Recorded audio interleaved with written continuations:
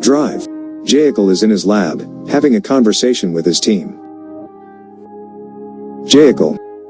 Today is our big day. We have successfully reincarnated a king in this man. This body has been frozen for over 600 years without any damages. Now, we will see how his brain reacts. We will use a weak body with a dead brain. We don't know his combat skills, and we don't want any bloodshed here. They start replacing the brains of the dead individuals. During the process, Drive. Dr. Jaekal remembers the story of the person whose brain he chose for the king. He goes back in time in his thoughts. In this particular case, the person Dr. Jaekal selected had parents who didn't want him. They always hoped for his death and prayed for it. This person was a thief, and his family was very poor. His family was frustrated with his thefts, and he was constantly being caught by the police. One day, he attempted to steal something from Dr. Jaekal's laboratory, and when Dr. Jaekal caught him, he closed off the exits and used sleeping gas. The person lost consciousness, and Dr. Jaekal injected something into him, causing his brain to die. Drive. Jaekal. Speaking to his team, I haven't killed him. I've given him a new birth where he will live with his body, which houses a preserved brain. Take care of him. He always lived as a thief, and his family and society didn't like him. But when I find a useful brain for this body, I will regenerate it. Now, in the present. After 4 hours of intense operation. Drive. Jaekal. So, guys, we have done it successfully. Now we can give a new lease of life to human bodies. We can replace the brains of those whose brains have died with preserved ones. I have received calls from many wealthy clients who want to regenerate their ancestors. But our team will only focus on useful brains. There are many wasted brains out there. We need to regenerate those who contributed to the changes and development of society over the past 1,000 years. We will create useful individuals who will help us develop our country and surpass other nations in terms of knowledge and technology. All the teams agree with Jaekal's words. Secretary, sir, what is the goal for your next project? Who will be reborn after the king? Jaekal. I still have no idea, but we previously found the corpse of a person who discovered many medicines in his time. I want him back in his knowledge. Secretary? Oh, you mean Sir Edward. Jaekal. How do you remember all these names? I can't remember all of them. Secretary. It's my job, sir. And then, the person in the bed starts moving his body. His hands slowly start moving, but his eyes are still covered with bandages, so he hasn't opened them yet. Secretary, sir, he's awake. Jaekal starts happily calling the media. Today, we have achieved another milestone. We have resurrected the oldest king in our history, King Omex. King Omex, speaking in his language, tries to remove his tied hands from the bed. Nobody understands his language. Jaekal. So, this is the ancient language that people spoke in those times. And he says, I'm going to prepare for the media presentation. We will showcase this person in front of the public, so they believe that a person with a dead brain can be useful for society. Many people will join us because their loved ones, whose brains have died, can be given new life. And he exits the laboratory. His secretary says, Sir, all the media anchors will reach the venue within 30 minutes. Jaekal. You stay and provide me with updates every minute. I will connect with you from the conference hall, so keep in touch with me through video call. Those who thought I could only do this once will now believe in my second achievement. Secretary, I will provide you with updates, sir. Jaekal gets into his car, and the secretary goes back inside the laboratory to attend to King Omex.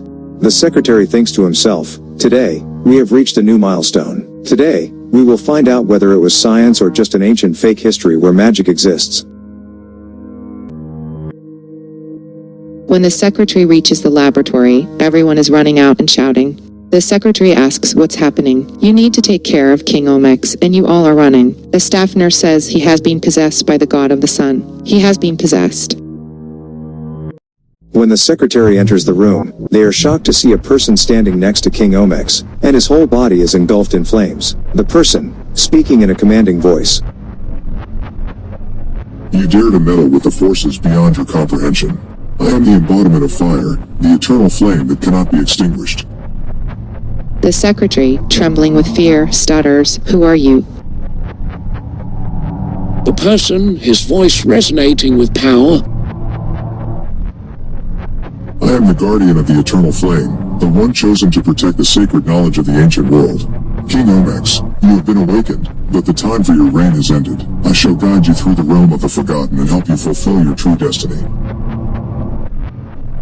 King Omex, still trying to comprehend the situation, speaks in his ancient language, his voice filled with awe and confusion. The secretary, unable to understand their conversation, can only watch in astonishment and terror as the person enveloped in fire leads King Omex out of the laboratory. King Omex possessed me, as he wants my help, so I came here. I'm the sun god. King Omex wants to remove his bandages, but I can't touch anything or it will instantly burn. Please remove them now. The secretary hesitates, but then she carefully removes all of King Omex's bandages.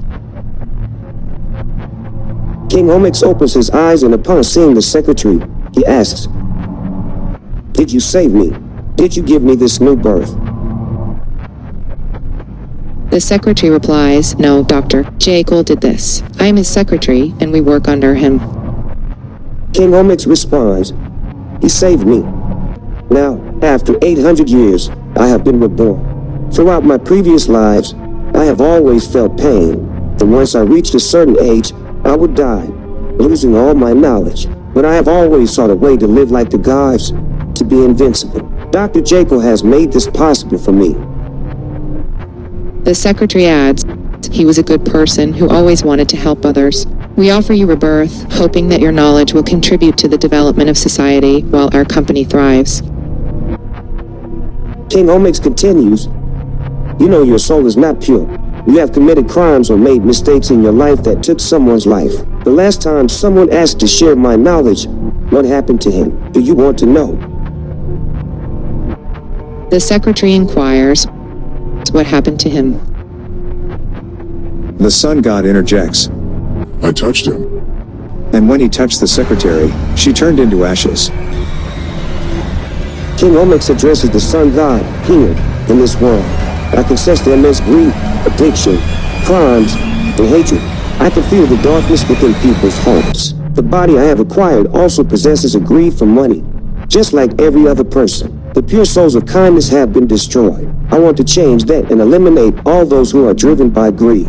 That is why I have possessed another god." The sun god disappears, and the devil appears in his place, asking King Omex, "Why have you possessed me?"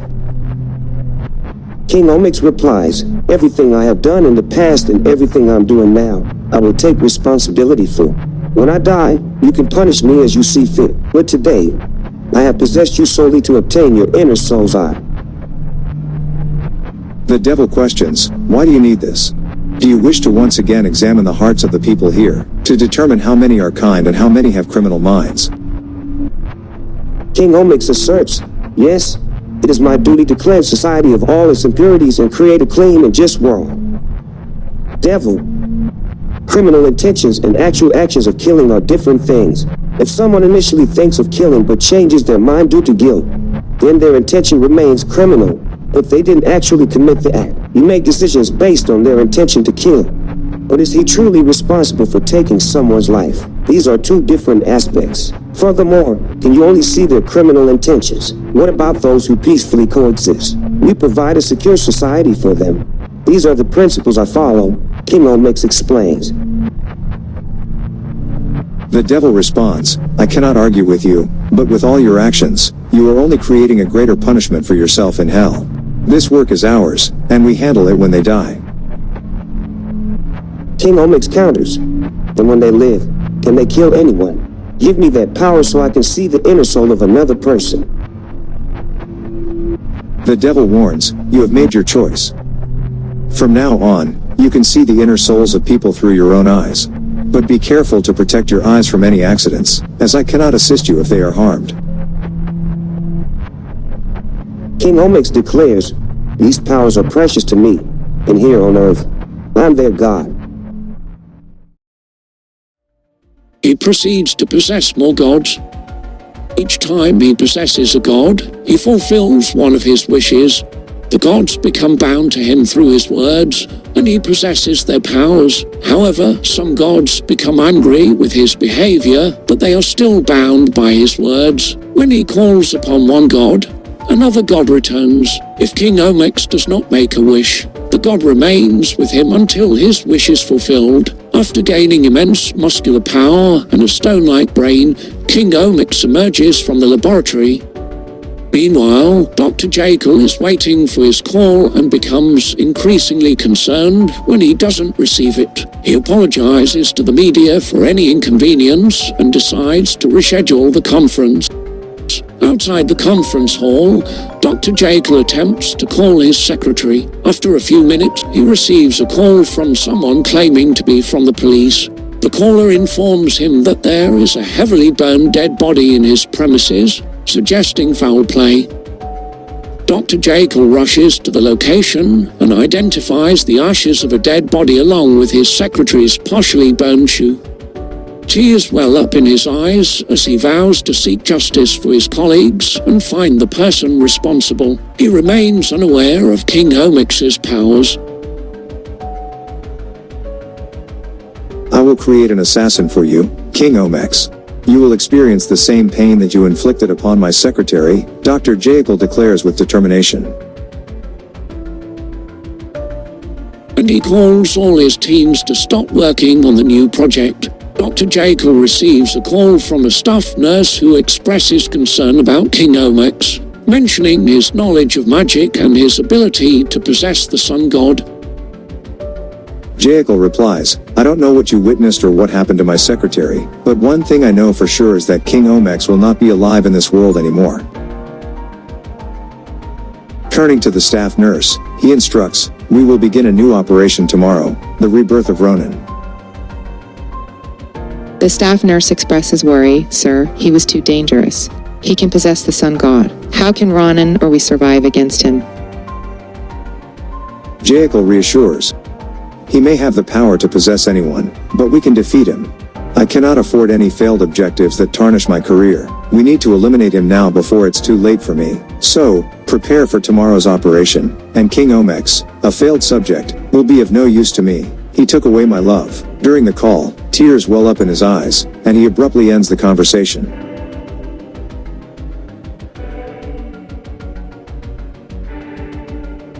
This was the end of episode 3. In episode 4, we learn more about Alex's powers and the intentions behind King Omex's killings. Stay tuned and don't forget to subscribe to our channel.